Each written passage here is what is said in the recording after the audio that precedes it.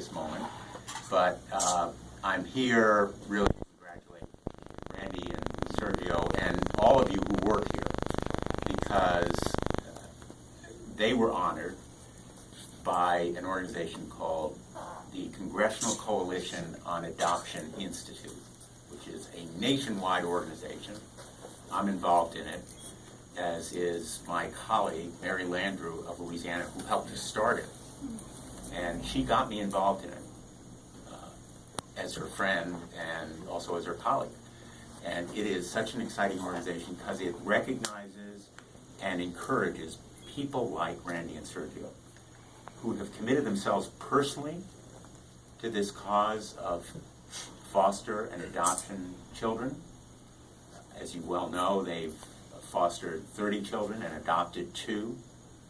But beyond their personal example of leadership, they have also helped to found and direct, Randy directs even now, this great organization. And so it's a recognition of their work, but also of your work as well, the staff and the board members who have done so much and contributed so much.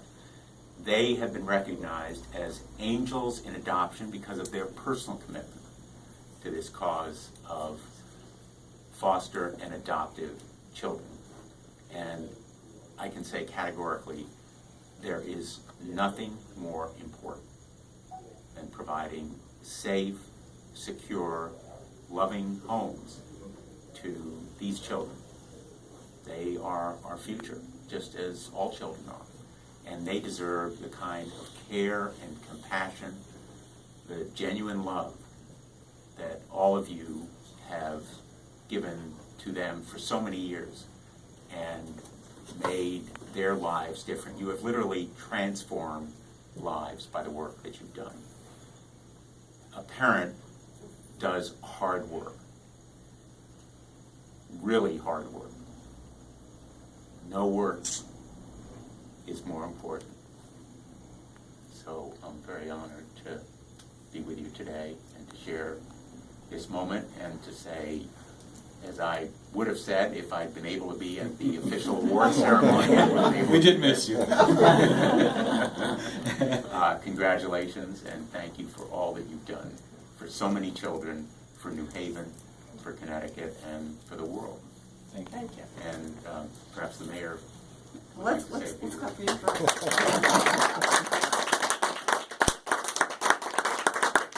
Well, first of all, I want to thank you for recommending and our kids for this honor, and to say to them that we are so proud that both of you came to live in New Haven from another place and have decided to make your mark on New Haven by doing this very important work on behalf of children who really are most vulnerable in our society, unfortunately, and that it is work that makes a difference.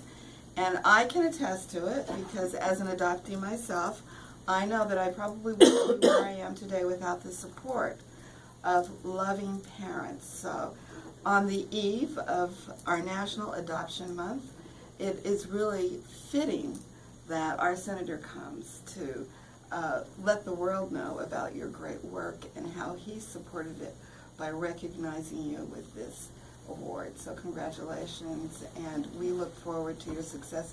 It means a lot to our community that you're here doing your work. Thank you so much. Thank you.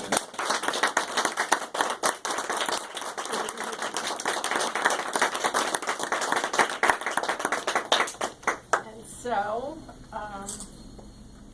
well, first let me thank my husband for being a racquetball enthusiast, because had he not, we never would have gotten a penny up and running to get the organization starting. 5 years of racquetball tournaments began our seed money, along with the Community Foundation of Greater New Haven, with a $2,500 seed grant back in 1998. And it has been a long, interesting journey.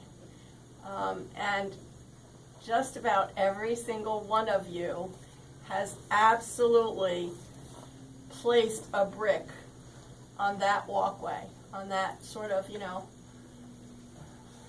I always like the Wizard of Oz, right? The yellow brick road.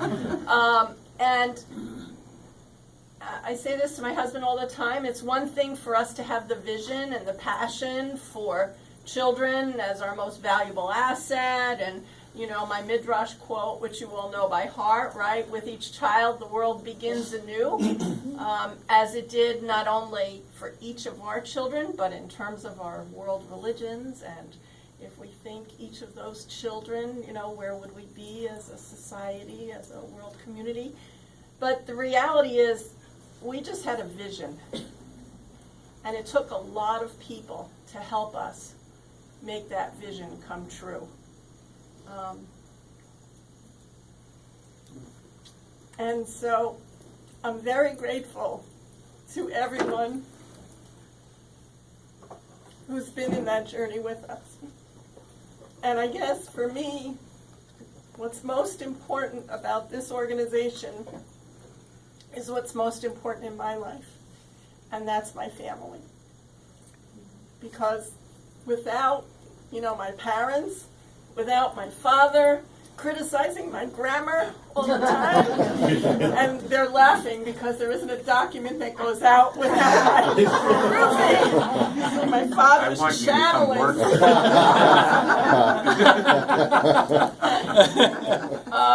Without teachers, who told me I could do something that was different from what some of my peers were doing, without the people throughout the city government who helped me along the way, identify where I might go to talk with somebody, or who might have the funds, or how to negotiate the property for this building, or, they're always there. And none of that could have just happened because I wanted to make it happen. And I think that really speaks to how important it is for us to provide safety nets and support networks for all of our children, but particularly our children that reside in foster care and have experienced some kind of trauma to get there.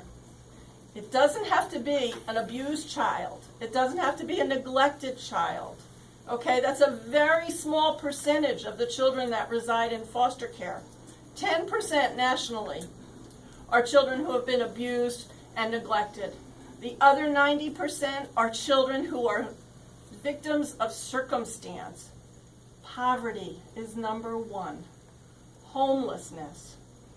Educational neglect, because parents can't get their kids to school because they have to work, and their kids need to have their parent at home in order to get them on school buses, and they lose jobs. There are a lot of reasons our children are in foster care, and a lot of those we can remediate as a society.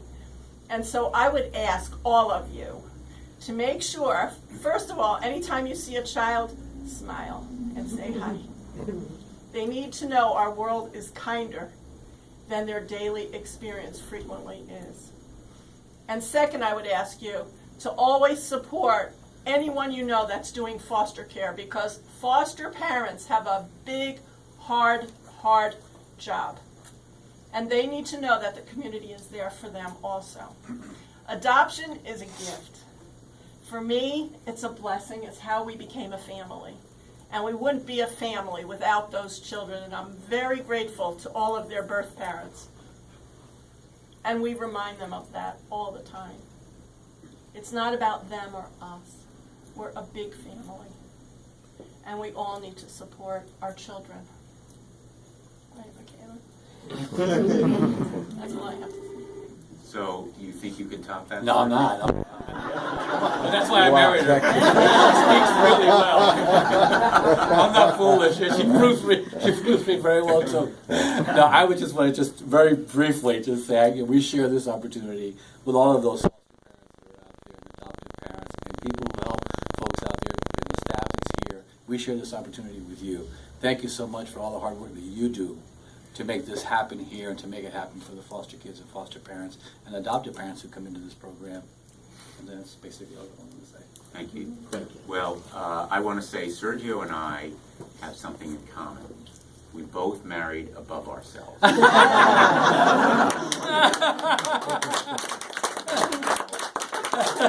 Thank you again.